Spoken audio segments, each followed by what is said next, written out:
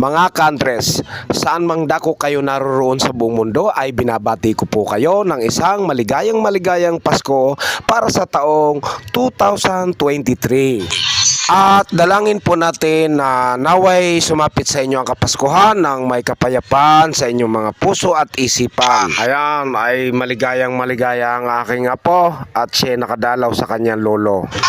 At syempre ay labis din naman ang ating pasasalamat sa ating Panginoon sapagkat natapos ang isang buong taon na malusog ang ating mga mahal sa buhay. At isa pa sa pinagpapasalamat natin sapagkat mula nung tayo'y tumigil sa pagtatrabaho ay hindi naman po tayo pinabayaan ng Panginoon sa lahat ng ating mga pangangailangan. At dahil hindi na po tayo nangangamuhan ay nagagawa na po natin ang lahat ng mga kailangan nating gawin sa bahay or mga gusto nating gawin. Gaya po ng inyong nakikita, ang ihawang kong yan ay talaga naman ako'y tuwang-tuwa sapagkat yan po ay matagal ko nang pinapangarap.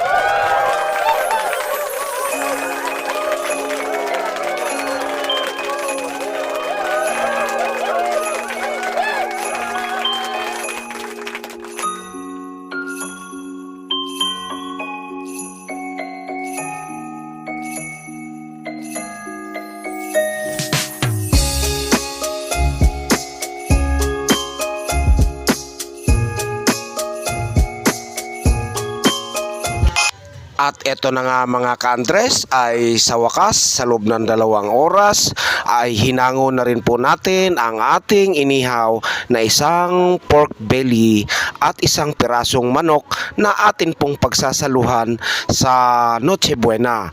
Kumain po tayong lahat ng may pasasalamat sa ating Panginoon.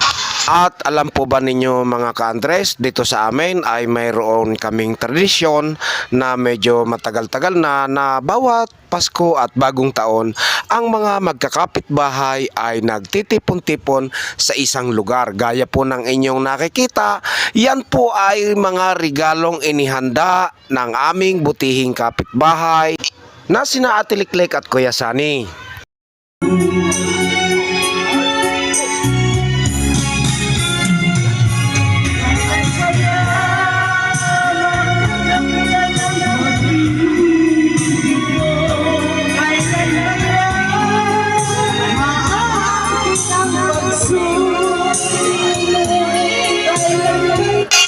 At kami naman pong mga magkakapitbahay ay may kani-kaniyang dala ayon sa kung ano ang kaya niyang dalhin at siya namang aming pagsasaluhan dito sa aming munting Christmas party.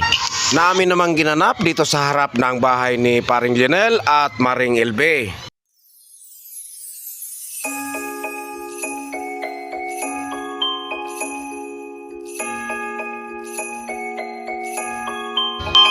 At syempre, hindi talaga mawawala ang tagay. Kaya't pagsaluhan po natin itong dambuhalang tilapia. Thank you for watching. Merry Christmas!